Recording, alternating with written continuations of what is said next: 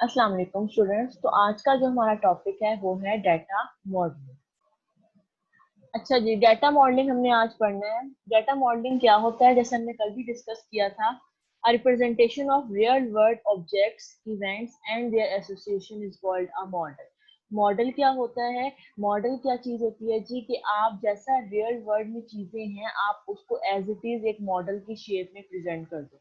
जैसे कभी ऐसा भी होता है, आपने अक्सर देखा होगा ड्रामों में, फिल्मों में, कहते हैं ये होटल का मॉडल है, हमने ये होटल बनाना है, ठीक है। जब कोई होटल बनाते हैं उस होटल का मॉडल बना लेते हैं। जब भी कोई चीज डिजाइन करनी होती है ना, सबसे पहले उसका मॉडल तैयार होता है कि ये चीज डिजाइन होके कैसी लगेगी। दैट इज कॉल्ड मॉडल, ठीक है। और डाटा मॉडल मीन्स, और ऐसे ही जैसे हम लोग किसी होटल का कंस्ट्रक्शन से पहले मॉडल बनाते हैं, या हम किसी पुल का मॉडल बनाते हैं कि ये जैसे फैसलाबाद का कोई पुल बना है जिसका ये मॉडल बना हुआ है।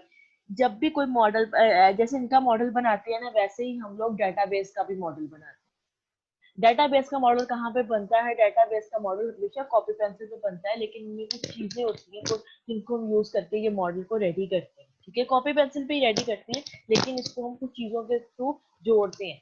कैसे जोड़, क्या करते, जोड़ के हमें क्या मिलता है? हम ये देखते हैं कि आपस में जो हमने, जिनके बारे में डाटा कलेक्ट किया हुआ है उनको ऑब्जेक्ट्स कहते हैं, जिनके बारे में डाटा कलेक्ट किया हुआ है।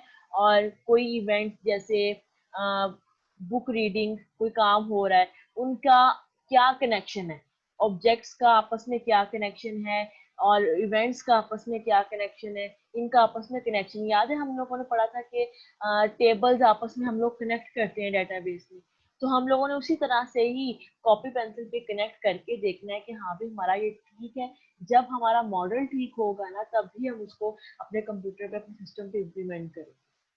The model helps the user to understand the complexities of real world environment. अक्सर जब ये होटल के मॉडल्स बनाते हैं वो इसलिए बनाते हैं ताकि हमें ये पता हो कि अगर सपोज कोई आग लग जाती है तो एंट्रेंस कहाँ से हम लोगों ने देनी है, एग्जिट कहाँ से देना है हम लोगों ने। अगर कोई इशू हो जाता है तो हमने क्या करना है, अगर ये इशू हो जाता है तो हमने क्या करना है। वो फिर प्रॉपर उस मॉडल के थ्रू हम लोग डिस्कस कर रहे होते हैं कि यहाँ से ये हो जाएगा, यहाँ से ये हो जाएगा। लेकिन पहले मॉडल बनाना बहुत जरूरी। जिस भी बिल्डिंग का पहले मॉडल बना हुआ होता है ना, वो बिल्डिंग ज्यादा कामयाब होती है।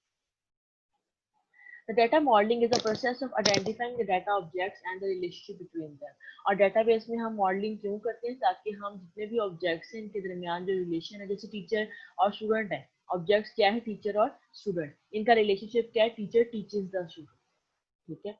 स्टूडेंट और फी का रिलेशन है, क्या रिलेशन है? स्टूडेंट पेज द फी, ऐसे, ठीक है। तो अब डाटा मॉडलिंग के ना कुछ इंग्रेडिएंट्स होते हैं। The object model used to present data items in a data model are known as the ingredients of data model. जैसे अगर आप कोई खाना पकाते हो तो उसमें इंग्रेडिएंट्स होते हैं, ऐसे ही जब आप डाटा का मॉडल बनाते हो डेटाबेस का, तो कुछ इंग्रेडिएंट्स होते हैं जिनके थ्रू आप वो मॉडल तैयार करते हो। वो इंग्रेडिएंट्स क्या होते हैं? एंटिटी या ऑब्जेक्ट, यानी जिसके बारे में आप इंफॉर्मेशन कलेक्ट कर रहे हो। एट्रीब्यूट, उसके कॉलम्स, यानी जो उसके जो एंटी या एट्रीब्यूट्स, सॉरी, आपकी एंटिटीज हैं उनकी क्या क्या खसूसियात है। जैसे टीचर है, टीचर की क्या क्या खसूसियात होंगी? उसका नेम, उसकी आईडी, उसका ईमेल, उसका डेजिग्नेशन, ये सारी टीचर के एट्रीब्यूट। स्टूडेंट है, एंटिटी है, स्टूडेंट की एंटिटी के क्या क्या कैरेक्टरिस्टिक्स होंगी? Roll number, name, registration number, class, marks, ये सारे स्टूडेंट के एट्रीब्यूट्स होंगे, ठीक है। रिलेशनशिप क्या होगा इन दोनों के दरमियान? कि टीचर टीचर्स द स्टूडेंट। हमारे पास तीन मेन इंग्रेडिएंट्स हैं: एंटिटी, एट्रीब्यूट और रिलेशनशिप। एंटिटी क्या होती है या ऑब्जेक्ट क्या होता है? जो भी एक जिसकी भी, आप ये देख लो बस, जिसकी भी इंफॉर्मेशन हम कलेक्ट कर रहे हैं ना अपने डेटाबेस में, उसको हम एंटिटी बोलते हैं। Anything that is participating in the system is known as data entity और ऑब्जेक्ट, ठीक है। जो भी चीज आप जिसके बारे में भी इंफॉर्मेशन कलेक्ट कर रहे हो वो एंटिटी है। चाहे आप जिसके बाद जिसका टेबल बन रहा है, चाहे वो स्टूडेंट का टेबल बन रहा है तो एंटिटी स्टूडेंट होगी। अगर वो टीचर का टेबल बन रहा है तो एंटिटी टीचर होगी। अगर वो किसी चेयर का टेबल बन रहा है तो एंटिटी चेयर होगी। अगर किसी बुक का टेबल बन रहा है तो एंटिटी बुक होगी, ठीक है। अगर सपोज किसी बिल्डिंग का टेबल बन रहा है, सिटी का टेबल बन रहा है, तो एंटिटी क्या होगी? फैसलाबाद सिटी, ऐसे, ठीक है। जिस जो टेबल का नाम होता है ना उसको हम एंटिटी बोलते हैं। और आपने देखा होगा अगर स्टूडेंट टेबल है ना, तो उसके जितनी भी इंफॉर्मेशन है ना वो सारे स्टूडेंट से रिलेटेड है।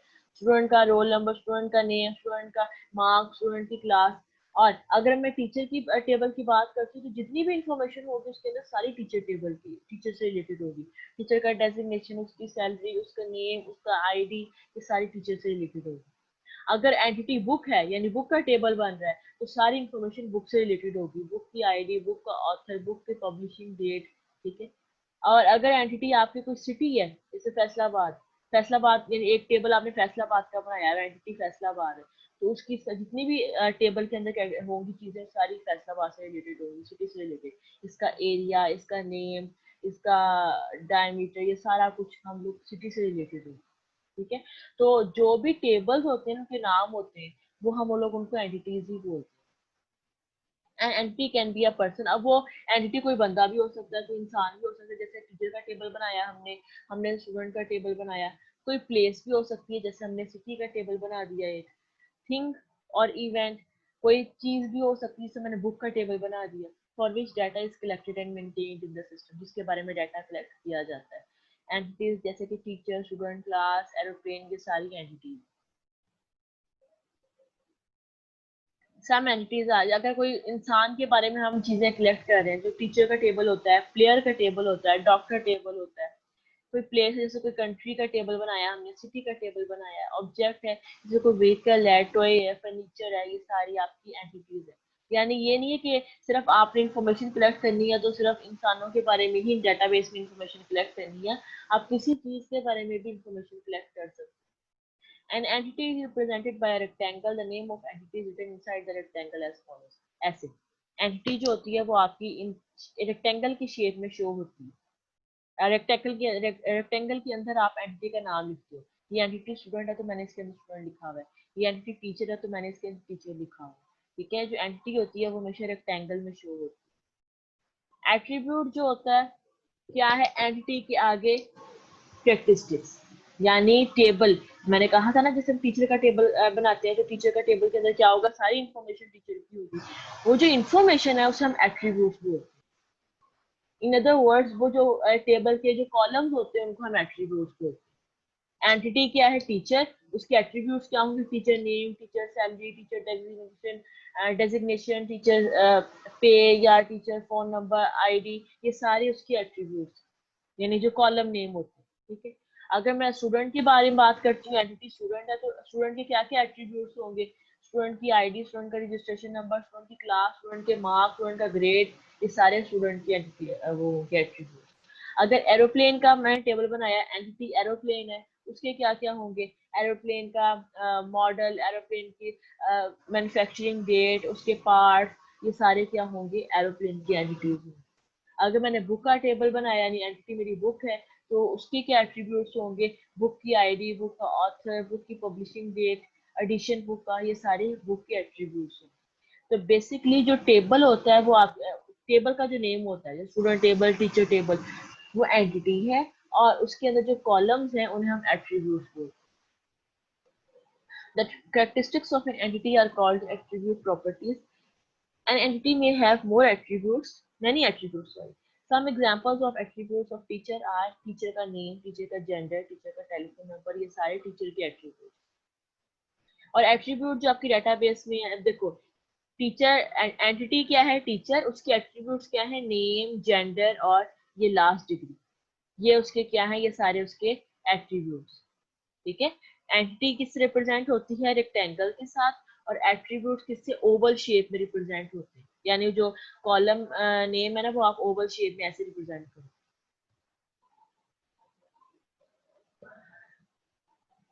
नेक्स्ट हम चलते हैं रिलेशनशिप क्या होता है।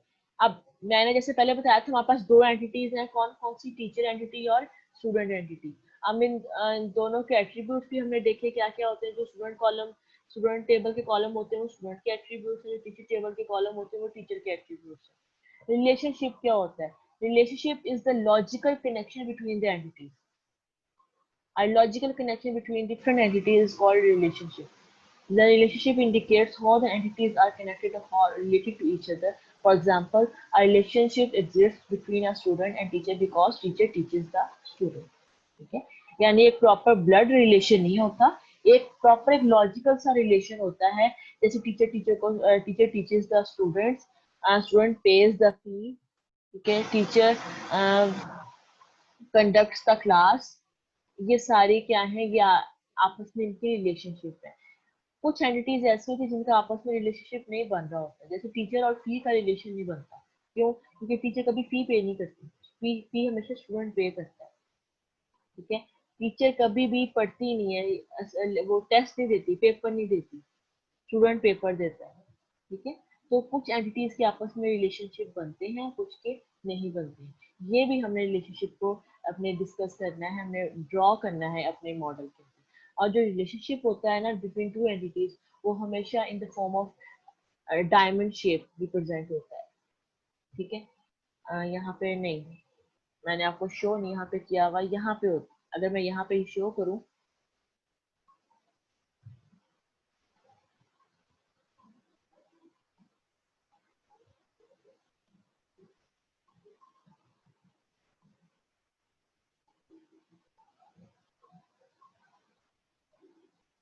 ऐसे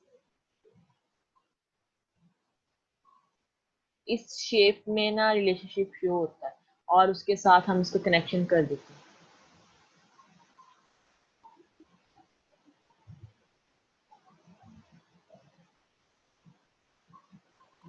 ऐसे। ठीक है, अब बुक और बुक स्टोर का रिलेशन क्या है? Books are sells in book store, तो मैं रिलेशनशिप यहाँ पे लिख दूँ। ठीक है, सेल्स इन बुक स्टोर, इनका आपस में ये ऐसे रिलेशनशिप रिप्रेजेंट होता है, ये डायमंड शेप की फॉर्म। ओके, तो ये आपका जी आज तक का हमने यहाँ तक हमारा आज का टॉपिक था कि एंटिटी क्या होता है, एट्रीब्यूट क्या होता है, और रिलेशनशिप क्या होता है। जो आपका टेबल है वो आपकी एंटिटी है। ठीक है, जो उसके अंदर कॉलम्स हैं वो आपके एट्रीब्यूट्स हैं। ठीक है, और अगर मैं दो एंटिटीज को मिलाऊं, यानी दो टेबल्स के दरमियान जो रिलेशनशिप होगा वो हम किससे रिप्रेजेंट करेंगे? In the form of rectangle. और जरूरी नहीं है कि जितने भी आपने अपने डेटाबेस में, अगर आपने अपने डेटाबेस में कोई 20 से 25 टेबल्स आपने कनेक्ट किए हैं, तो रखे हुए हैं, सॉरी, डेटाबेस के अंदर आपके 20 से 25 टेबल्स हैं, तो जरूरी नहीं है उन 20 से 25 सारे ही आपस में कनेक्टेड हो। जैसे मैंने आपको पहले ही बताया कि टीचर और स्टूडेंट का रिलेशन है, लेकिन टीचर और फी का रिलेशन नहीं है, फी के साथ स्टूडेंट का रिलेशन है, ऐसे। ठीक है, तो कुछ टेबल्स आपस में कनेक्ट होते हैं, यानी कुछ एंटिटीज आपस में कनेक्ट होती हैं, लेकिन कुछ नहीं होती। ठीक है, जिनका रिलेशन बनेगा उनको ही आपस में आपने कनेक्ट करना है। नेक्स्ट हम पढ़ेंगे रिलेशनशिप की ना कुछ टाइप्स होती हैं, जैसे one to one, one to many, many to many. अब हम नेक्स्ट लेक्चर में ना अपने प्रॉपर वो डिस्कस करेंगे कि ये कौन कौन सी टाइप्स है हमारे पास रिलेशनशिप्स की। इंशाल्लाह, तब तक के लिए अल्लाह हाफिज।